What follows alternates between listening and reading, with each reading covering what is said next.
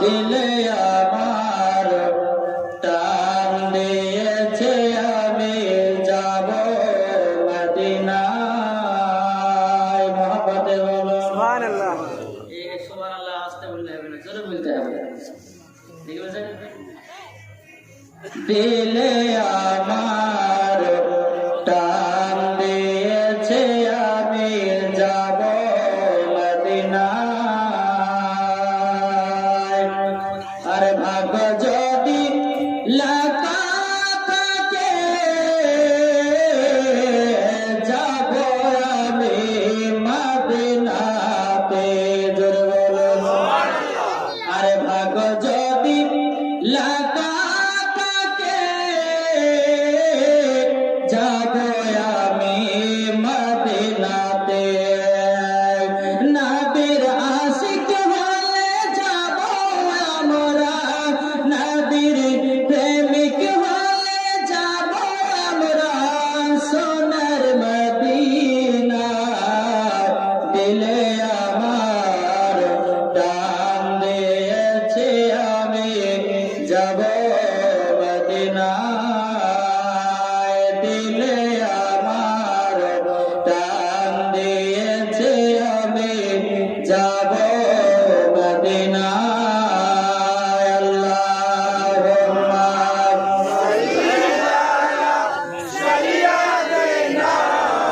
মাওলানা মুহাম্মদ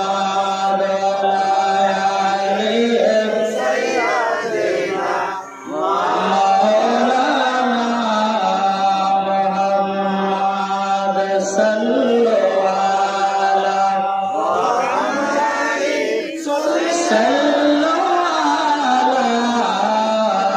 মুহাম্মদ হরদম পাক নামে মুহাম্মদ হরদম জবান से निकालो सफियाना मुहम्मद सल्लल्लाहु ताला अलैहि वसल्लम। समस्त तारीफ ও প্রশংসা সে মহান করুণাময় যিনি আল্লাহ রব্বুল আলামিনের জন্য, যিনি এক ও অদ্বিতীয়, যিনার কোনো শরীক নেই, যিনি কোন শর্তে দাঁড়ায় 18,000 মাখলুকাতকে সৃষ্টি করে পাঠিয়েছেন। তারপরে পরে মা আমিনার লাল আব্দুল্লাহর কলিজার টুকরা নবী মুহাম্মদুর রাসূলুল্লাহ সাল্লাল্লাহু তাআলা আলাইহি ওয়াসাল্লামের উপরে হাজার হাজার সালাম বর্ষিত হোক, অর্পিত হোক। সকলে বলুন আল্লাহুম্মা আমিন।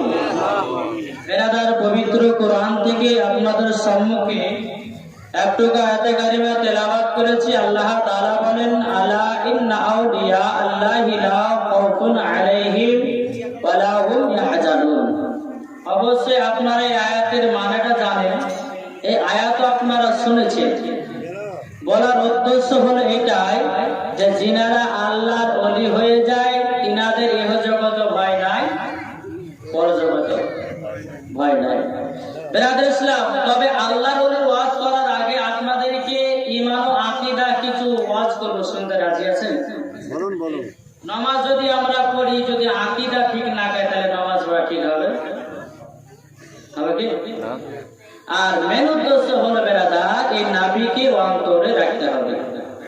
এই নাবিকে যদি এক বিন্দু ভালোবেসে যদি আপনি মরতে পারেন, তোমার আল্লাহ তাআলা বলেন কাল হাসরের ময়দানে সেই ব্যক্তিকে জান্নাতে প্রবেশ করানো হবে। জোরে বলুন সুবহানাল্লাহ। এই কবি কি দেখো, যার দিলে লাগায়া আছে নূর নবীর নাম। জোরে বলুন, যার দিলে লাগায়া আছে নূর নবীর নাম। যার দিলে লাগায়া আছে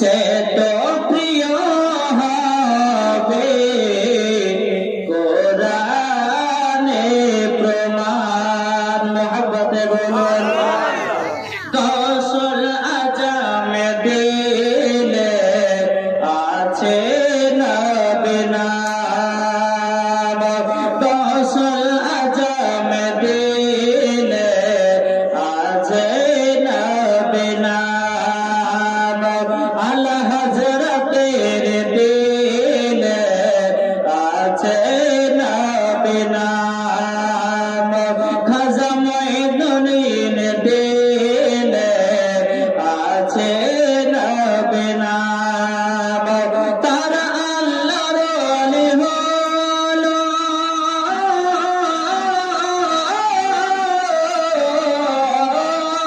তারা আল্লাহর ওলি হলো কোরআনেতে প্রমাণ। যার দিল লাগায়া আছে নূর নবীর নাম। তাহলে বোঝা গেল যার অন্তরে বাবা এক বিন্দু বাবা নবীর ভালোবাসা থাকবে, আমার আল্লাহ তাআলা বলে দিয়েছেন তাকে মরার সঙ্গে সঙ্গে জান্নাতে প্রবেশ করা হবে। যেরকম সুবহানাল্লাহ। এ আব্বাজি মুসলমান ভাইরা, তাইলে আব্বাজি আমার গৌসুল আজমের অন্তরে নবী মুস্তাফার ভালোবাসায় ছিল বলে আল্লাহর ওলি হতে পারা গেছে। আমার খাজা গরিবে নামাজের অন্তরে নবী মুস্তাফার ভালোবাসা ছিল বলে বাবাজি আল্লাহর ওলি হতে পেরেছে। তাইলে বেরাদার আমাদেরকে এই অন্তরে আপনার কিনা নবী মুস্তাফার মহব্বত রাখতে হবে। যেরকম সুবহানাল্লাহ। আর নবীকে এবং আল্লাহর ওলিদেরকে যদি আমরা ভালোবেসে যদি মরতে পারি তাহলে বেরাদ ইসলাম আমাদের ইহকাল পার পরকাল পার হবে। যেরকম আব্বাজি মুসলমান, আপনারা এই জায়গাতে এসেছেন বাবা নেকি নেওয়ার জন্য, নেকি বলছেন? কেন বলছি? আল্লাহ নবী সাল্লাল্লাহু আলাইহি ওয়াসাল্লাম বলেছেন কোন ব্যক্তি যদি অন্তর থেকে যদি সুবহানাল্লাহ বলে তার জন্য হাসরের ময়দানে একটি ফলের গাছ লাগা হবে। দ্বিতীয় নাম্বার হাদিস হচ্ছে কোন ব্যক্তি যদি আপনার অন্তর থেকে সুবহানাল্লাহ যদি বলে তা আল্লাহ নবী সাল্লাল্লাহু তাআলা আলাইহি ওয়াসাল্লাম তিনি বলেছেন তার যদি হাড়ের অসুখ থাকে তার হাড়ের অসুখ ভালো হবে। তাহলে বেরাদার ইসলাম মুআদ্দাস সামানি গ্রাম, আপনাদের সম্মুখে আমি ভাবছি যেটুকু ওয়াজ করবো একটু ওয়াজ করার পরে আপনারা একটু আমল করবেন, নাকি বুঝছেন? আমরা এক কান দিয়ে আমরা শুনলাম আর এক কান দিয়ে টান দিয়ে বের করে দিলাম, যে মনবে যা বলেছে থাক, আমার কাজ আমি করি ওর কাজ ওরা করে।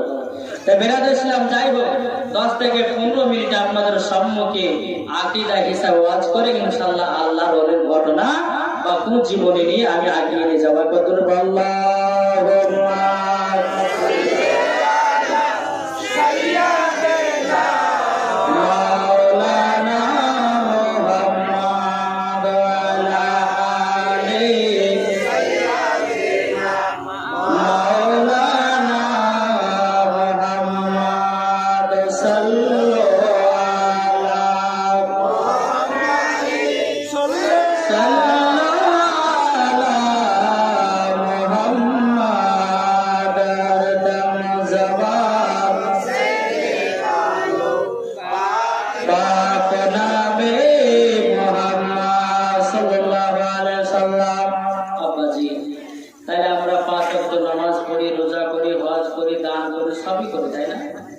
তারপরে যদি নবীকে যদি আমরা মহব্বত যদি না করি তাহলে পরে আমাদের দান করা, নামাজ পড়া, রোজা রাখা কি ঠিক কবুল করবে? কবুল করবে না। বেরাদার ইসলাম অনেকে মানুষ বলে যে নবী মুস্তাফা সাল্লাল্লাহু তাআলা আলাইহি ওয়াসাল্লামের আগে কোন ব্যক্তি বলে যে কলমকে তৈরি করা হয়েছে, আবার কোন ব্যক্তি বলে যে না কলম নয়, নবীর আগে আদমকে তৈরি করা হয়েছে। আর আমাদের আহলে সুন্নাতুল জামাতের আকীদা যে আল্লাহ তাআলা সর্বপ্রথমে নবীর নূর খানা তৈরি করেছে। জোরে বলুন। আপনারা যদি বলেন যে মৌলভী সাহেব আপনাকে হাদিস থেকে প্রমাণ দিতে হবে, সেটাও দিতে রাজি আছে বাবজি। তারপরে যদি কোনো ব্যক্তি যদি বলে যে না এ হাদিস আমরা মানি না, সে মুসলমান থাকবে? মুসলমান থাকবে না। দেখেন দাদা, নবী আমার একদিন বাড়িতে বসে আছেন যে নবীর নূর খানা কবে তৈরি করেছেন। হযরত জাবির রাদিয়াল্লাহু তাআলা আনহু এসে নবীকে বলছে, হুজুর আল্লাহ তাআলা সর্বপ্রথমে কোন জিনিসটা বানিয়েছেন?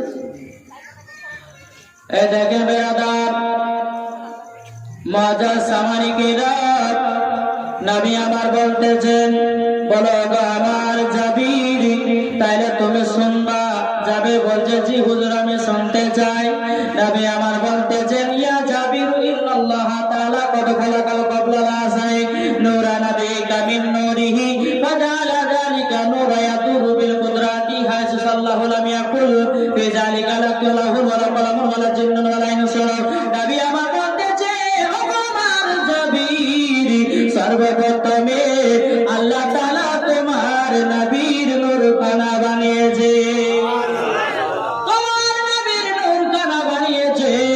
আসমান নাই আসমান আগে বানিয়েছে, জমিন নাই জমিন আগে বানিয়েছে, পাহাড় নাই পাহাড় আগে বানিয়েছে, মানুষ নাই মানুষের আগে বানিয়েছে, ফারিস্তা নাই ফারিস্তার আগে বানিয়েছে, নদী নাই নদীর আগে বানিয়েছে। গো আমার জাবির, সর্বপ্রথমে আল্লাহ তাআলা তোমার নবীর নূর খানা তৈরি করেছে। যেরকম সুবহানাল্লাহ। বেরাদার ইসলাম এক নাম্বার হাদিস হলো, দুই নাম্বার আপনার হাদিস হলো আসরাফে নবী আমার হযরতে জিবরিল আমিনকে বলছেন, জিবরিল আমিনকে বলছেন, বলো আমার জিবরিল তোমার উমর কত, তোমার সাল কত? হযরতে জিবরিল আমিন বলতেছেন, ইয়া রাসূলুল্লাহ, ইয়া হাবিবাল্লাহ, নবী গো আমার উমর কত, আমার সাল কত নবী গো? আমি জীবনে বলতে পারবো না, কিন্তু নবীজি গো আমি একটা অনুভব পেতে পারি, চতুর্থ আসমানে একটা তারা দেখতাম গো নবী, ওই তারাটা একবার না দেবার নয়, আমি ৭৭,০০০ বছর পর পর চমকাতে দেখতেন। সুবহানাল্লাহ সুবহানাল্লাহ। কে বললেন? হযরত জিবরিল আমিন বললেন। হযরত জিবরিল আমিন বলতেছেন, রাআইতু ইসনাইনি ওয়া সাবিনা আলফা মারাতিন। হযরত জিবরিল আমিন বলতেছেন, ও নবীজি আমি ওই তারাটাকে ৭২,০০০ বার দেখেছি। নবী আমার বলতেছেন, ও আমার জিবরিল, তবে শুনে নাও শুনে নাও, ওই তারাটা কে ছিল জানো? জিবরিল আমিন বলতেছে, হুজুর আমি জানি না।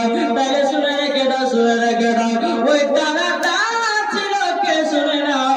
আমার নবী বলতেছেন, ইয়া জিবরাইল ইজ্জাতি ওয়া রাব্বি আনা যালিকাল কাওকাব। বলতেছে, ও আমার জিবরিল আমিন গো, ওই তারাটা আমি রব্বুল আলামিনের ইজ্জতের কসমকে বলতেছি, ওই তারাটা আমি ছিলাম। যেরকম সুবহানাল্লাহ।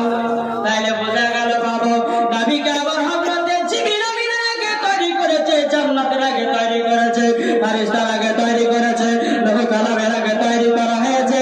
আর এখন যদি কোনো মানুষ বলে না নবীকে আগে তৈরি করা হয়নি, আদমকে তৈরি করা হয়েছে, জানতে হবে আর আকীদা ভুল আছে। আকীদা ভুল আছে।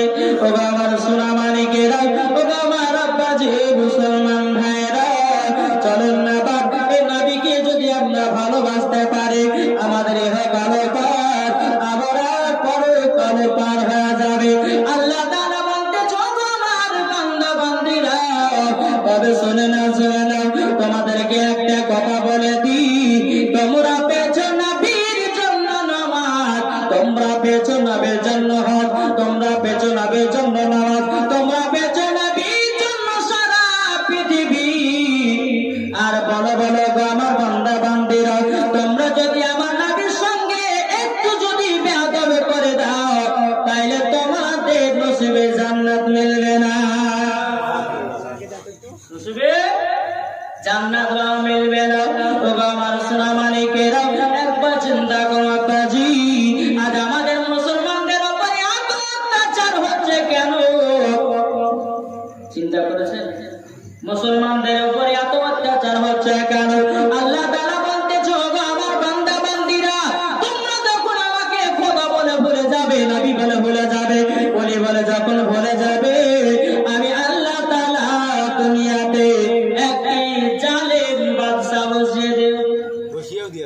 ফাঁসিও দিয়েছে। এই যে মোদি মুসলমানদের উপর অত্যাচার করছে, বসেও গেছে। আপনার রাম মন্দিরকে আপনার এই বাবরি মসজিদকে ভেঙে রাম মন্দির তৈরি করছিল। তাহলে চিন্তা করেছেন অনেক আপনার মুসলমান চার দোকানে গিয়ে বসেছে, আহারে এবার মনে হয় মসজিদ শেষ হয়ে যাবে। বেরাদার ইসলাম ওয়াদার সামানিক রাম, এই হচ্ছে আমাদের আকীদা হচ্ছে দুর্বল, অন্তরে ঈমান দুর্বল আছে বলে আমরা এই কথা ভাবছি বলে থাকি। আব্বা যে একটাই হলো কথা, আল্লাহ তাআলা বলতেছে গো আমার বান্দা বান্দিরা, তোমরা যদি আমাকে একবার দিনের মধ্যে আল্লাহ বলে স্মরণ করো, আমি আল্লাহ তাকে তার ডাকে আমি সাড়া দেব। জোরে আরে বেরাদার ইসলাম ওয়াদার সামানিক রাম, আসল আব্বা যে আমাদেরকে যদি জালেমদের হাত থেকে বাঁচতে হয়, তাহলে বেরাদার আমাদেরকে বেশি বেশি করে আল্লাহ তাআলাকে রাখতে হবে, বেশি বেশি করে নবীকে মুহাব্বত করতে হবে, বেশি বেশি করে আল্লাহর ওলিকে মুহাব্বত করতে হবে। আপনার অন্তরে যখন নবী মুস্তাফার এক বিন্দু যখন ভালোবাসা থেকে যাবে, আল্লাহ তাআলা বলতেছে ওগো আমার ফেরেশতা যাও, আমাকে সে আল্লাহ বলে রাখতেছে, যাও, যাওয়ার পরে তাকে তুমি জান্নাতে প্রবেশ করবে। সুবহানাল্লাহ। আজ আমরা মুসলমান, আমাদের ভিতরে আকীদা নাই, তাহলে আমাদের ঈমান দুর্বল হয়ে গেছে। দেখি বুঝছেন, আমাদের সর্বপ্রথমে আকীদা বাবা ঠিক রাখতে হবে। চলুন আব্বাজি আপনাদেরকে যে কোনো একটা ঘটনা শোনাই। একবার মদিনা থেকে ঝুমঝুম আওয়াজ আগে আল্লাহুম্মা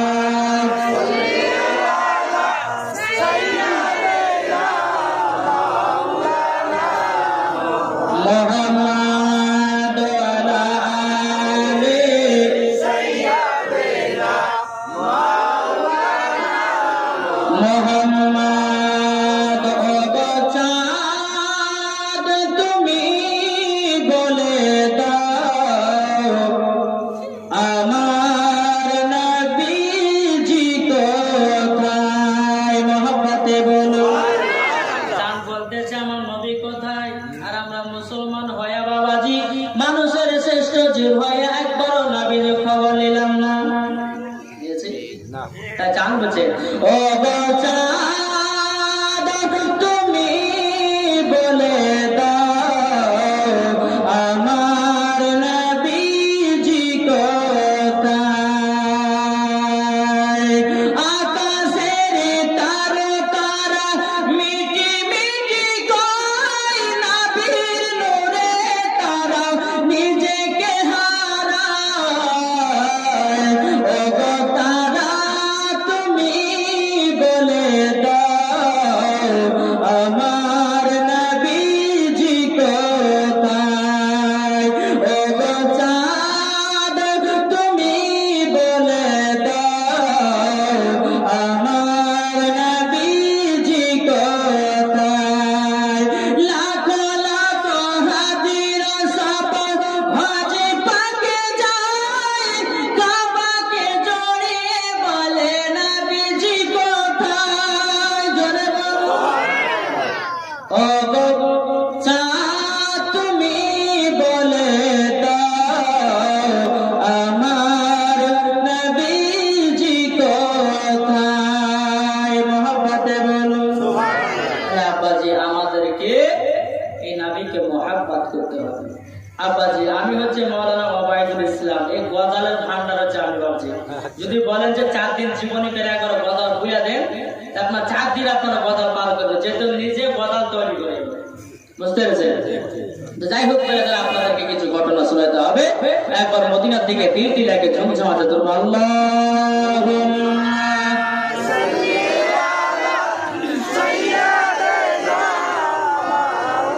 মাওলানা মুহাম্মদ আলা আলি মাওলানা মুহাম্মদ সাল্লাল্লাহু তাআলা আলাইহি ওয়াসাল্লাম। আর খাস করে আমার মা বোনেরা যারা আশেপাশে বসে আছেন, তাদের জন্য স্পেশাল 4টে মশলা নিয়ে এসেছি। 1 নাম্বার হচ্ছে ঠোঁটে লিপস্টিক পরা জায়েজ আছে কিনা। 2 নাম্বার হচ্ছে আপনার নাইটি পরা জায়েজ আছে কিনা। 3 নাম্বার হচ্ছে কপালে টিপ পরা জায়েজ আছে কিনা। 4 নাম্বার স্বামীর পকেট থেকে টাকা চুরি করা জায়েজ আছে কিনা। ঠিক আছে? লাস্টে বলার চেষ্টা করব। তো যাই হোক বেরাদর ইসলাম, আমি পবিত্র কোরআন থেকে একটু আয়াতে কারিমা তেলাওয়াত করেছি। আল্লাহ তাআলা বলেন, আলা ইন্না আউলিয়া আল্লাহি লা খাউফুন আলাইহিম ওয়া লা হুম ইয়াহজানুন। যিনারা আল্লাহর ওলি হয়ে যায়, যিনারা আল্লাহর দোস্ত হয়ে যায়, তিনাদের ইহ জগত ভয় নাই, পরজগত ভয় না। যেরকম সুবহানাল্লাহ। একজন আল্লাহর ওলি ছিল বাবা, তার নাম হচ্ছে হযরতে আদম। কি বললাম? হযরত আলাহাম আদম। বেরাদর ইসলাম মুআজ্জাজ সামানী কিরাম, তো এই আদমের ছোট অবস্থায় তিনার বয়স যখন আপনার 7 বছর, আদমের বয়স যখন 7 বছর, তখন আপনার তিনার আব্বাও মারা যায়, মাও মারা যায়। এই আদম চিন্তা ভাবনা করলো যে আমরা কোন দুনিয়ার মানুষের কাছে হাত পাতবো না, যিনি আসমানের মালিক, যিনি জমিনের মালিক, আমি তার কাছে হাত তুলবো। জোরে করো। বয়স কত বললাম? 7 বছর। বাপ মা মারা গেল, হযরত আদম চিন্তা করলেন আমি কোন মানুষের কাছে সাহায্য চাইবো না, কোন মানুষের বাড়িতে গিয়ে হাত পাতবো না, যিনি আসমানের মালিক, জমিনের মালিক, পাহাড়ের মালিক, গোত্তর মালিক, নদীর মালিক, সমস্ত জিনিসের মালিক, আপনি তার কাছে হাত তুলবো। জোরে করো। হযরত আদম মনে মনে সিদ্ধান্ত করলেন যে আল্লাহকে পেতে গেলে পরে আমাকে একটি নিরিবিলি জায়গায় যেতে হবে। আপনার কিনা ইরানের পাশে একটা দেশ ছিল, তার নাম হচ্ছে, সেই দেশটির নাম হচ্ছে আপনার বলকের জঙ্গল। কি বললাম? বলকের জঙ্গল। ওই জঙ্গলে গিয়ে হযরত আদম তিনি আপনার লতা পাতা কেটে একটা ছোট্ট কুড়ো ঘর বানালো। কুড়ো ঘর বানিয়ে ওই ঘরের ভিতরে হযরত আদম তিনি আপনার আল্লাহর ইবাদত করতে শুরু করলেন। জোরে বলো। আল্লাহর জিকির করতে শুরু করলেন। এই দেখেন বেরাদার মুআজ্জাজ সামানী কিরাম, এবার হযরত আদম বয়স 7 বছর, আল্লাহ তাআলার জিকির করে, আল্লাহ তাআলার ইবাদত করে। এরকম ভাবে আপনার ইবাদত করতে করতে দিনের পর দিন চলে যায়, মাসের পর মাস কেটে যায়, বছর পর বছর কেটে যায়। যখন আপনার হযরতে আদম আপনার আল্লাহর ইবাদত করতে করতে আল্লাহ তাআলা বলতেছে, বলো গো আমার আদম করছে। ঠিক আছে বেরাদর ইসলাম, মুআজ্জাজ সামানী কিরাম, হযরত আদম গভীর জঙ্গলে, বলক জঙ্গলে আল্লাহর জিকির করতেছে। বলো আল্লাহ তাআলা বলতেছে, আমার বলক জঙ্গলে পশু পাখিরা তোমরা তাড়াতাড়ি করে যাও, আমার আদমের খিদমত করতে লাগো, আদমের খিদমত করতে লাগো। আল্লাহ তাআলা বলতেছে যে আমার হয়ে যায়, তার দুনিয়া তার হয়ে যায়, আসমান তার হয়ে যায়, জমিন তার হয়ে যায়, বাঘ তার হয়ে যায়, হরিণ তার হয়ে যায়, সাপ তার হয়ে যায়, হাতি তার হয়ে যায়। আল্লাহ বলতেছে যে আমার হয়ে যাবে, সারা পৃথিবী তার গোলাম করবে। যেরকম সুবহানাল্লাহ। আল্লাহ তাআলা বলতেছে আমার বলকের জঙ্গলে পশু পাখিরা যাও যাও যাও, আদম বাচ্চা ছেলে আমার জিকির করে, ইবাদত করে, তাড়াতাড়ি করে যাও যাও যাও। এদিকে আপনার কিনা বনের হাতিরা এসে হযরত আদমকে গোসল করিয়ে দেয়, আপনার কিনা বনের হরিণেরা এসে বাবাজি হযরত আদমের আপনার শরীরটা জিবা দিয়া পরিষ্কার করে দেয়। বাংলাদেশের আপনার কিনা কিয়া সাবানের প্রয়োজন হয় না। যেরকম সুবহানাল্লাহ। এই দেখেন বেরাদার ইসলাম, মুআজ্জাজ সামানী কিরাম, যখন আপনার কিনা আপনার আকাশের পাখি এসে হযরতে আদমের মাথাতে বসে ঠোঁট দিয়া তার মাথা চুলগুলো ছেড়ে দেয়, বাবা অটোমেটিক আপনার চিরুনি। আর আমাদের ঘরের ছেলেরা বাবাজি যদি টেনে না মাথায় চুল থাকে, যে বাবা যে মাথা আসবে তা আল্লাহ মালিক জানে। বেরাদর ইসলাম, মুআজ্জাজ সামানী কিরাম, বাবা আমার সোনামানি কিরাম, এবার আপনার কিনা বঙ্গ আপনার জঙ্গলের আপনার কিনা চামেলি করতে এসে হযরত আদমকে দুধ পান করিয়ে যায়। যেরকম সুবহানাল্লাহ। এরকম ভাবে আপনার দিন চলে যায়, রাত চলে যায়, বছর পর বছর পার হয়ে যায়। যখন হযরতে আদহামার বয়স বাবা 20 থেকে 22 বছর হলো, জঙ্গলে আপনার আল্লাহর ইবাদত করতে করতে 20 থেকে যখন 22 বছর হলো, তিনি মনে মনে চিন্তা করলেন যে আজকে আমি বলকের জুম্মা মসজিদের জুম্মা নামাজ পড়তে যাবো। সুবহানাল্লাহ। তিনি আপনার মনে মনে সিদ্ধান্ত নিলেন কি, যে আমি জঙ্গলের কিছু কাঠ কেটে কেটে বান্ডিল করে বলকের আপনার বাজারে বিক্রি করে আজকে আমি জুম্মা নামাজ পড়তে যাব। তিনি জঙ্গলে কিছু কাঠ কাটলেন, কাঠ কাটার পরে চলে যায় আপনার কিনা বলকে বাজারে গিয়ে কাঠগুলো বিক্রি করলেন। বিক্রি করার পরে আপনার বলকের দেশে যে জুম্মা মসজিদ আছে, তিনি ভাবলেন যে আজ জুম্মা মসজিদের নামাজটা পড়বো। যেরকম সুবহানাল্লাহ। এই দেখেন বেরাদার ইসলাম মুআজ্জাজ মালিকিরাম, জুম্মা দিনে আপনার কিনা সর্বপ্রথমে হযরতে আদহাম তিনি আপনার মসজিদে সর্বপ্রথম পা দিয়েছে। আর আমার আল্লাহ নবী সাল্লাল্লাহু আলাইহি ওয়াসাল্লাম বলেছেন, কোন ব্যক্তি যদি জুম্মা দিনে সর্বপ্রথম মসজিদে যায়, আমার নবীজি বলেছে কাবা শরীফের পাশে একটা আপনার কিনা উঁচু ভাই করলে পরে যত গলি নেকি সব পাওয়া যায়। আমার নবী বলেছে তার আমলনামাতে নেকি গুলো দান করা হবে। আমার নবীজি আরো বলেছেন, দ্বিতীয় ব্যক্তি যে জুম্মা মসজিদে সর্বপ্রথম যাবে, কাবা শরীফের পাশে একটা গরু জবাই করলে পরে যতগুলি আপনার নেকি সব পাওয়া যায়। আমার নবী বলেছেন তার নামে নেকি সব গরু লাগা হয়। হযরতে আদহাম তিনি আপনার বলকের জুম্মা মসজিদে চলে গেছেন। যাবার পরে বলকের আপনার সমস্ত মানুষেরা জুম্মা নামাজ পড়তে এসেছে। আসার পরে হযরতে আদহামের শরীরে আবার ছেঁড়া গুড়া কাপড় আছে, দেখতে আপনার ফকির টাইপের মতো, যেরকম ফকির মানুষেরা থাকে ওই রকম ভাবে হযরতে আদহাম প্রথমকার কাতারে বসে আছে। একটি মানুষ বলল, ফকির বাবা গো, তোমাকে প্রথমকার কাতারে বসতে দেওয়া হবে না, এই জায়গাতে মন্ত্রী এসে বসবে। হযরতে আদহামকে আপনার দ্বিতীয় নাম্বার কাতারে পাঠিয়ে দেওয়া হলো।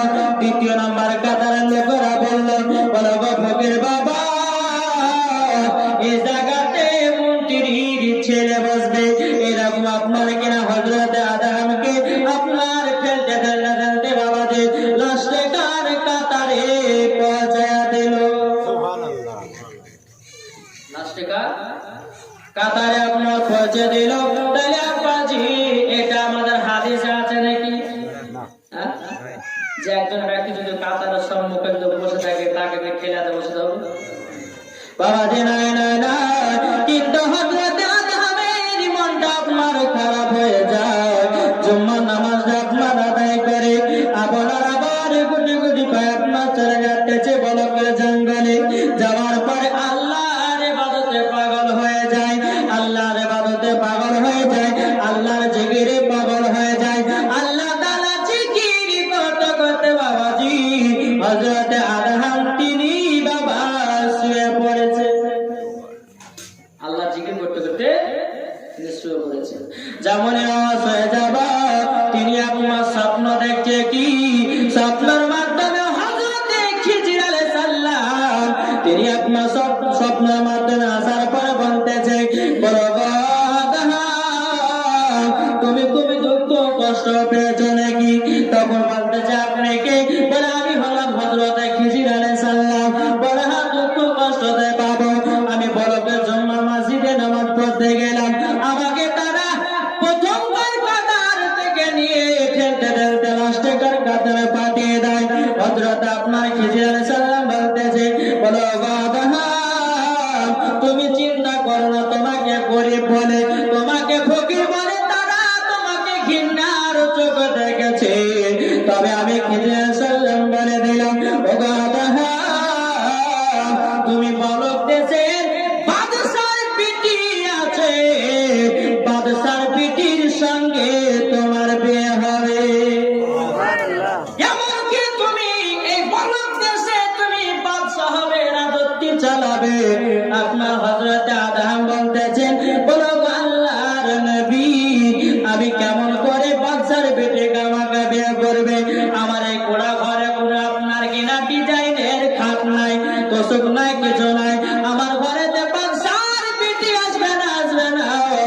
হযরত আপনার খিজির সাল্লাম বললেন, বলো তুমি তো জানো পৃথিবীর সব থেকে বড় কুরআন, পৃথিবীর সব থেকে বড় আপনার কিতাব হলো কুরআন, তারপরে পরে স্থান হলো বুখারী শরীফে। খিজির সাল্লাম বলেছে, বলো হ্যাঁ, পৃথিবীর সব থেকে বড় কুরআন হচ্ছে, বড় কিতাব হচ্ছে আল কুরআন। এই কুরআনের পরে পরে স্থান হচ্ছে আপনার বুখারী শরীফ। জোরে কান সুবহানাল্লাহ। আপনার এখানে হযরত খিজির সাল্লাম বলতেছেন, বলো তবে শুনে নাও, শুনে নাও, তোমাকে একটা কথা বলে দিই। ওই বুখারী শরীফের মধ্যে একটি হাদিস আছে, ইন্নামা আমালু বিন্নিয়াত। তুমি যদি নিয়াত করে নাও, নিশ্চয় তোমার কবসার বিটির সঙ্গে বিয়ে হবে। যেরকম সুবহানাল্লাহ। এই দেখেন আব্বাজি, স্বপ্ন দেখার পরে আপনার সকাল বেলাতে বাদশার বাড়ি থেকে যেতে আপনার শুরু করেছে। আপনার যেতে যেতে যেতে আবাজি আপনার বড় কেসের বাদশা রাজাটিটা আপনার পৌঁছে যায়। প্রথমকার আপনার কিনা গেটে দারোয়ান দাঁড়িয়ে আছে। তখন দারোয়ান বলতেছে, ফকির বাবা কোথায় যাবে বলো বলো। তিনি বলতেছেন, আমি বলকের বাদশার সঙ্গে আমি দেখা করতে চাই। দারোয়ান বলতেছে, যে ছিঁড়া কোড়া কাপড় পরে পায়ে জুতো নাই কিছু নাই, আর তুমি বাদশার সঙ্গে দেখা করবো। তার পাশে আর একটা দারোয়ান ছিল, যাই ছেড়ে দেওয়া, গরিব মানুষ হয়তো বাদশার কাছে কিছু সাহায্য নেওয়ার জন্য এসেছে।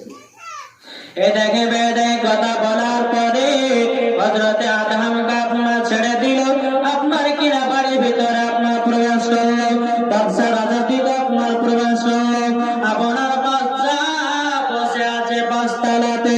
হযরতে আদম তিনি আপনার গুটে গুটে পায় একতলা, দোতলা, তিনতলা, চারতলা উঠলো। যেমন আপনার পাঁচতলাতে পৌঁছেছে, বাদশা আপনার বসে আছে সিংহাসনে।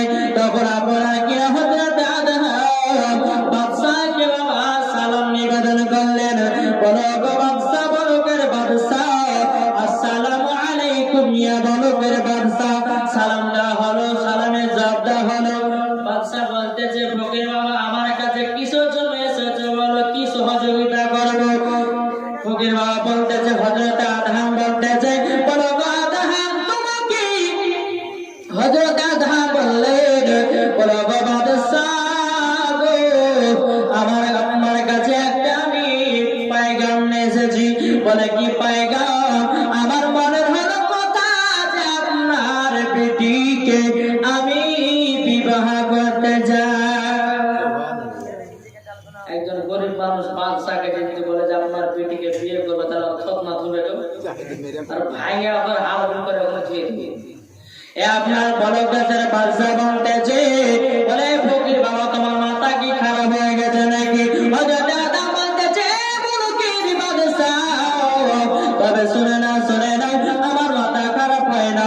আপনার বলকের বাদশা তার মন্ত্রীকে ডাকলো। বলো গো মন্ত্রী, যাও এ ফকির বাবা কিসের জন্য এসেছে তাকে পাশের ঘরে নিয়ে যাও, আর তুমি সমস্ত জিনিস তার কাছে দিতে জেনে নাও। এবার হযরতে আদমকে নিয়ে বাবা মন্ত্রী পাশের ঘরে গেল। মন্ত্রী বলতেছে, ফকির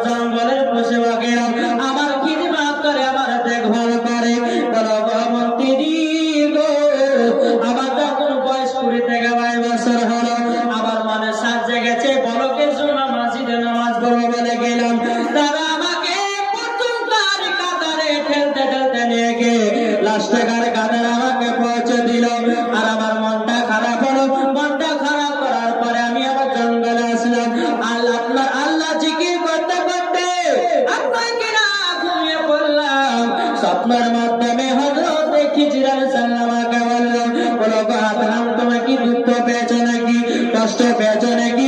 কি আমি বললাম যে আমি দুঃখ কষ্ট পেয়েছি। আপনার কি জিজ্ঞেস আল্লাহ বলতেছে, বলো বাবা তুমি চিন্তা করিও না, তোমাকে গরিব বলে অহংকার করেছে, তোমাকে ফকির বলে অহংকার করেছে, তবে তোমার চিন্তার কিছু কারণ নাই। পলকের ব্যবসা পিটির সঙ্গে বিয়ে হবে।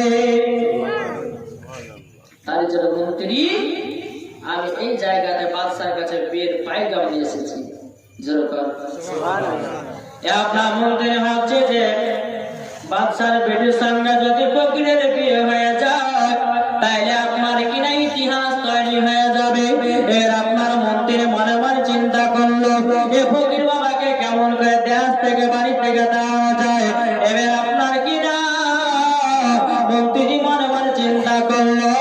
আর বাদশার বেটির নাম ছিল বাবা মাগুল বাহার। যেরকম সুবহানাল্লাহ, এই মাগুল বাহার তখন আপনার বেপরদা করে চলে না, আল্লাহর জিকির করে, আপনার কিনা আল্লাহর ইবাদত করে, আপনার কিনা রমজান মাস আসলে পরে 30 টা রোজা করে, তারাবির নামাজ পড়ে।